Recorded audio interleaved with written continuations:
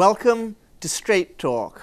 I am Dhaka Tribune editor Zafar Sobhan, and I'm in conversation today with Professor Imtiaz Ahmed of the International Relations Department and the head of the Center for Genocide Studies at Dhaka University. Thank you for being with me today, Professor Ahmed. Let's get straight into it. Elections are just around the corner. I think if we were having this conversation 3 months ago, perhaps we would not have anticipated we'd be here today. But how do you see things right now? Thank you, Zafar. No, I think there are positive developments if you take the last election, Yes. Where we didn't have all the political parties participating. So one big development on this election is all the political parties. This is a massive improvement. It's a massive development. Yeah. So I see hope in this. Yes. We do have to wait for the election day and after. But up until now, I'm quite, I would say fantastic. No, and I would agree that compared to 5 years ago, it's a night and day difference. Not only do we actually have a fully participatory election, in the run-up to the election, you had the opposition and the government sitting across the table, negotiating the finer points. I mean, of course, was the process perfect? And is the process perfect even now? Of course not. But, everything's comparative after all. Yeah, the important thing is if you look at the level of violence, because that's one of the big thing that happens in our election, and we always say whether it's fear or festival, both go together. And a lot of people would say, okay, fear. But interestingly, since our center, we mapped the violence, what we have found that if by mapping the last 6 elections where all the political parties participated, keeping the election day 3 weeks before the election day and 1 week after the election day, what we found on the average in every election, nearly 90 people got killed, and on the average over 3,000 got injured. Okay, huge violence. It's a huge violence, absolutely, and it's unacceptable. And all those elections, interestingly, were held under caretaker regime. So people who say that the caretaker regime would minimize the violence, that's not true. That's a myth that we have created. Well, the data doesn't support it. Doesn't at all. But this time we have a data now.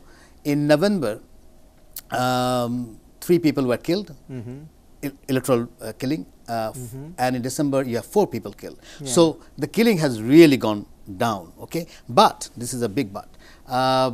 In November, injury was around 113.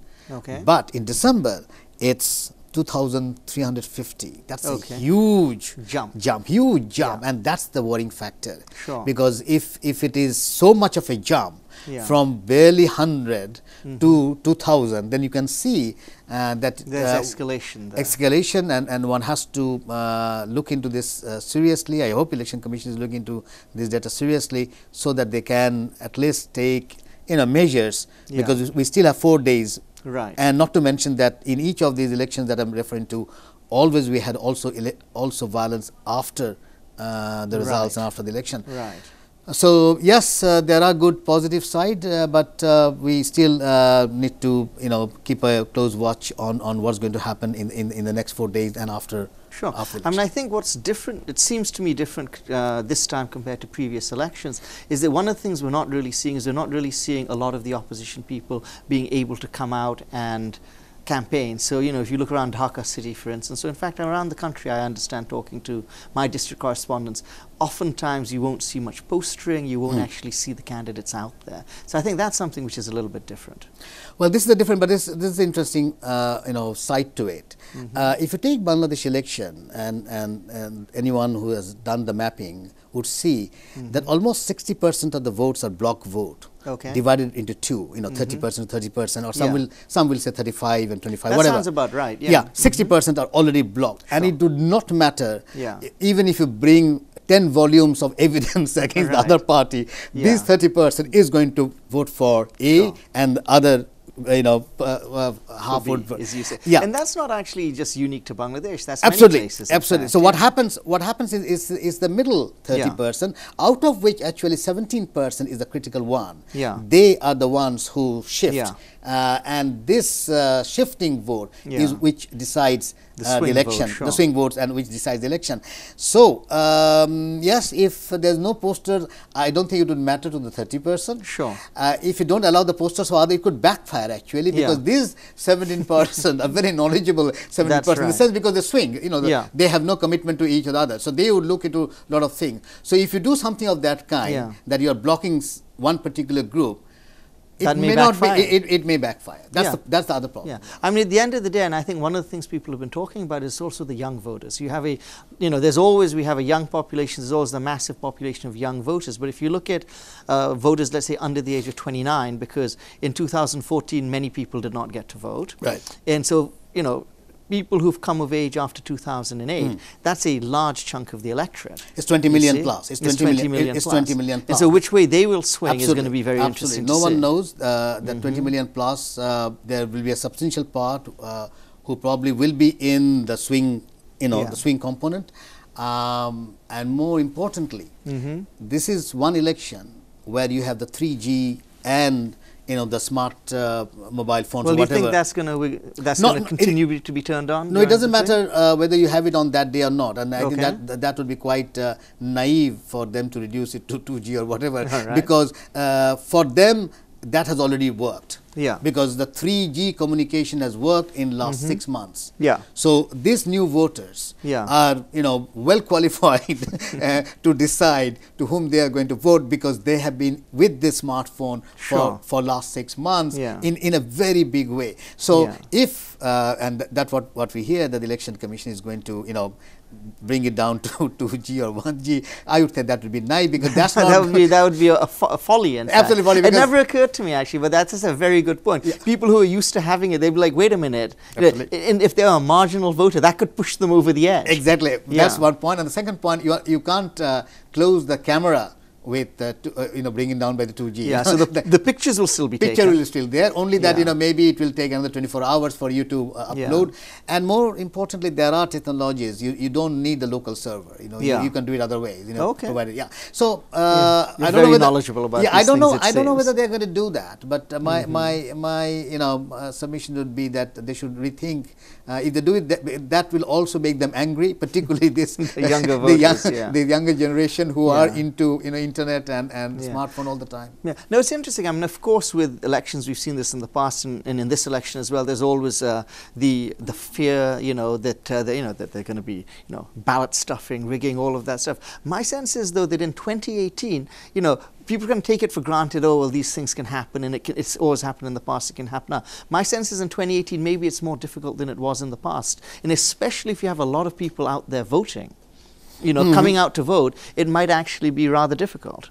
Okay, this is interesting, because even with, on the average, 90 people getting killed and over 3,000 getting injured in 1996, in 2000, in 2008, still you had more than 74% turnout. So people came out and voted. So you know, death or injury did not stop people to come out, and that's a good reason for that. This is because this is one day, you know, the chunk, you know, as I said, the block people definitely would come. 60% would come in any way, because they're part of the system, let's put it that way. The middle 17 to 20% think that that's the one day they have in their hand to make a change, or they have the power, you know, because it's their voice. Absolutely, and they know that they're pretty sure about that. So if anyone says that you know, fear will keep the voters out, it has not happened in the past. So I'm pretty sure it's not going to happen here. Now the fear factor is really interesting. Fear is something, you know, once it gets into head,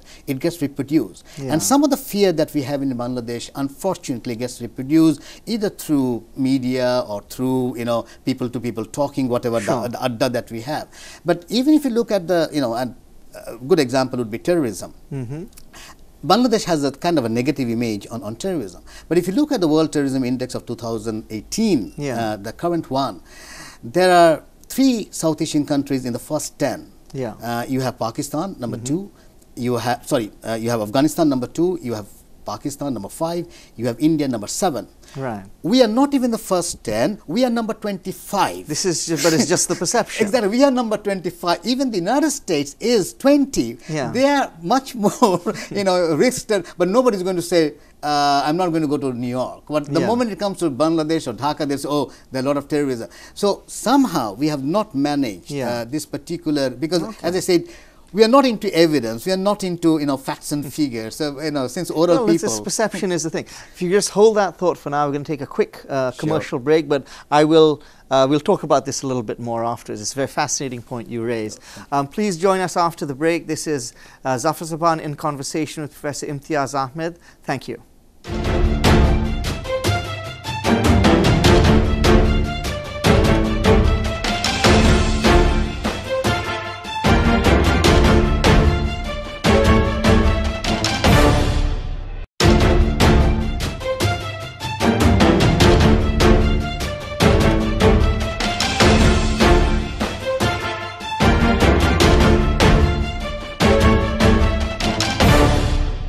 Welcome back. This is Zafar Sobhan in conversation with Professor Imtiaz Ahmed, and this is Straight Talk. You raised a fascinating point before we went away to the commercial break, that actually when it comes to violence, terrorism and all of that in Bangladesh, a lot of what we are facing and seeing is really perception rather than fact. And I think that's kind of a fascinating insight if you look at the facts and figures. Tell us a little bit more about that. Yeah, it's really sad. Now one can argue why we have this fear. Well, there are good reasons for having this fear, because after all, we suffered 2 genocide. One was 1947, which myself we call, some of us we call it genocidal, and so is 1971. So we have two genocidal partition. That I think has somehow contributed creating this environment of fear. Okay. And so far we have not succeeded in getting it out. The media has also not helped, because they are into negative news, bulk of this, without understanding that every day if you put a picture of an accident, it becomes a new normal. Right. In psychology, there's a new normal, and it's not going to have any effect on you.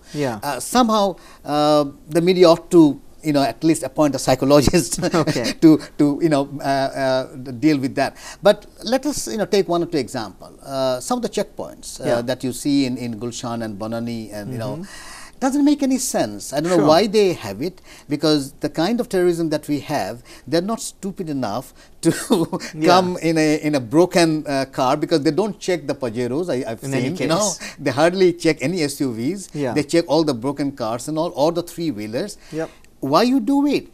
And I've been telling the police people, because But what you think what happens is, not only is it ineffective, it actually contributes to a perception that there's a problem. There's a problem, and moreover, more importantly, you are putting people, you're wasting their time and resources. You could have made better use of those people. And not putting them there. So they ought to learn from some of the countries, which has faced terrorism, but which doesn't really, put all these checkpoints on, because more checkpoints you have, more fear you are creating. And once the fear gets into your head, then it doesn't come out. And what I think is fascinating about what you just said there is that actually how this then plays into our pre-election analysis. I'm fascinated by what you've had to say, that actually, people are having this perception that, it may not be safe to go out and vote. But if you look at the history of Bangladesh, when there's been much more violence in the past, that's never kept people from voting in the past. And there's no reason to think that it will this time either. Absolutely. And those elections were fair, free, credible, because, turnout was heavy. But the violence was also very heavy. 90 people on the average getting killed. Let's talk about 2001 election, where you had killing, that was the largest number of dead. Nearly 250 got killed. 11,000 got injured. But look at the turnout. 74+%. It didn't stop people coming out. Absolutely, it doesn't, because people really wait for that day. And the other thing one also has to remember, not all of Bangladesh is red color. There are green color, there are yellow color. Like the US. People think that every whole Bangladesh is full of violence. It's not. There are places even now where no violence has taken place. Absolutely zero violence. Where actually both the candidates of the big alliances, they are working together, even sitting down together. So it's not all. And then of course you have also people like Mashrafi or Noor, openly saying, nothing should happen to the opposite, to the other Well, candidates. we had also Nasrul Hamid and calling on Goshwar, and I think that was a wonderful thing, actually. Absolutely. So people think that the whole of Bangladesh. So yes, there are red, and of course there are some yellow, And interestingly, some of the green areas have always been green all through. So one has to look into this fact that why in some areas always you had election without any violence. One has to look into it rather than not only because the newspaper only looks at it. Have you looked into it? I mean, what's the explanation? We do, and good number is, you know, it could be a cultural kind of a civilizational bond between different communities. That could be one answer. It could be the level of development is relatively okay, so you don't have a rat race of competition and all. You know, there can be X number of factors. So the point remains that it's not all red. There are green areas, and that I think is also a sign of optimism that not all of Bangladesh is violent. But let's hold that thought. I'll come back to you right afterwards. You have to take another commercial break. Thank you very much. Please join us after the break. This is Zafar Sobhan in conversation with Professor Imtiaz Ahmed, and we shall see you shortly. Thank you very much.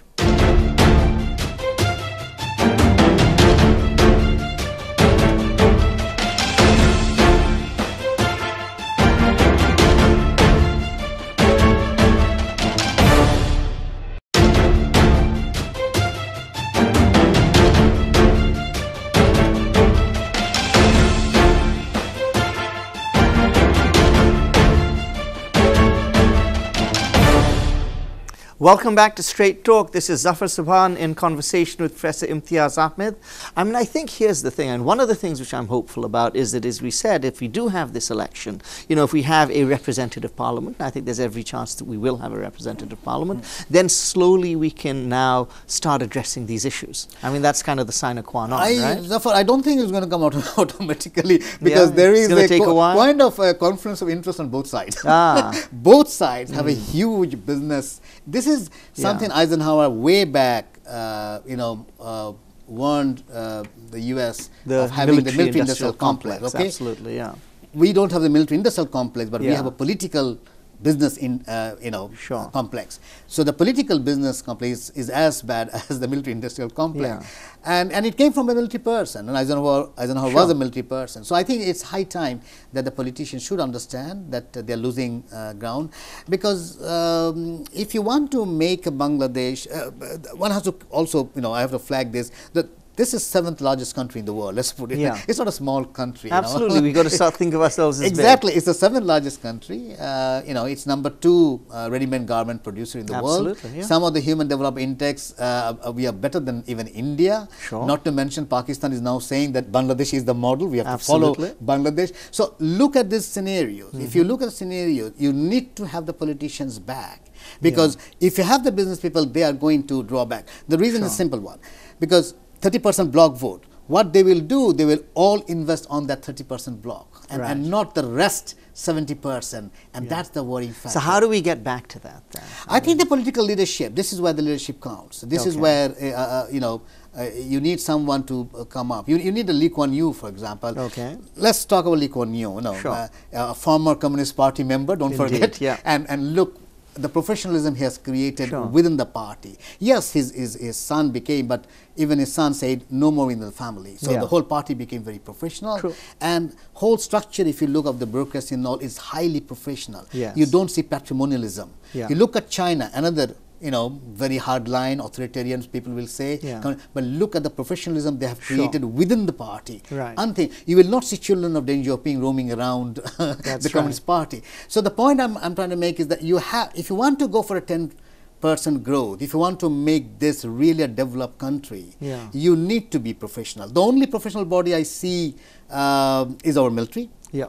But that again, people will say beyond brigadier, there has been some hiccups, you know, but my point is, we don't see professionalism in other bodies, not even my university, you know, there also you see a lot of, you know, political, politicking has got into. And I use the word partydemics, you know, so the partydemics have taken over.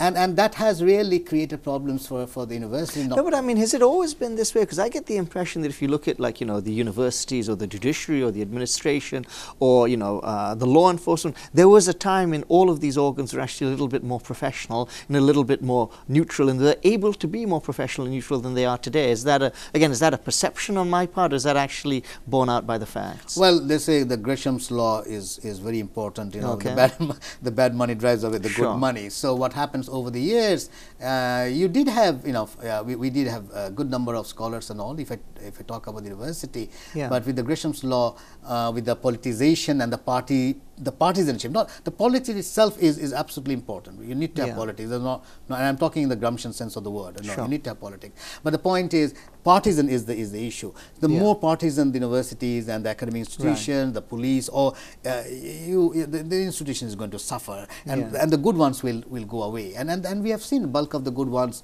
you know, very few come back because they get quite, you know, dissatisfied with the structure. So my point is, if you want to bring patrimony, if you want to bring professionalism and to make merit as a central point, one good side we have seen, the anti-quota movement, if you look at it, well, it has worked, you know, to some extent. At least they have stopped quota. Maybe in some areas, particularly with the physically challenged, probably they have to bring back. That makes sense. Probably they have to bring back. But my point is, it was really having a very bad impact on overall. You can't build a country develop in 21st century without merit and without professionalism. There is no way one could. So do you think that maybe what's called for, actually, you know, we're talking about like the society as well, but what's called for at the political level at least is to maybe some political reforms? I think one of the problems we face, and we talk about this all the time, is you have a winner-takes-all system in Bangladesh, and that's why everyone is so intent on winning. And then, of course, you know, the spoils of victory go all to the victor, you see. Whereas if you have less of a winner-take-all system, then, you know, it's winning and losing is in the difference between life and death. And that, you know, you can be on, you know, you don't even have to go into politics at all to then advance whatever cause you need to go to. So maybe there's some reforms we could think of. Well, the first reform, well, one, you need to have democracy within the party. We have a serious problem of not having democracy within inside. We have it outside, but not inside, and that's a serious problem. We need to build professionalism inside our political parties, but also we need to delink development from legislature or you know, making laws, because if these two are together, then you are going to get all the other people, you know. Sometimes we also see bureaucrats immediately after, you know, now they have made a bar of 3 years, but they are all interested in the politics, all because the booties are here. No, I mean, it should be that, you know, the person who is in charge of development at any level should be the Upazila chairman. Absolutely. You know, absolutely. And the MP, their job should be to just pass laws, you know, so they don't actually, you know, they represent the constituency, but they don't make those development decisions. Exactly. So you need to have a delinking of that. So my point is, unless you make all those reforms, I'm afraid, you know, yes, you can have a very good election. You can, with some hiccups maybe, but then there will be, you know, a chunk of people who would be dissatisfied, not to mention the growth that you need. And we could easily go for a 10% growth, but it will go so slowly that itself, I don't think, is something that Bangladesh can afford now. Thank you, Professor Ahmed. And thank you for joining us this week. This has been Zafar Sobhan presenting Straight Talk with Professor Imtiaz Ahmed. Hope to see you again next week. And with elections 2 days away, I hope everyone will take the time to vote. You've heard from Professor Ahmed that the fear factor should not be an issue. And so I'm hoping that all Bangladeshis will hit the polls 2 days from now, and we'll have a wonderful election as we've seen in the past. Thank you very much. See you again next week.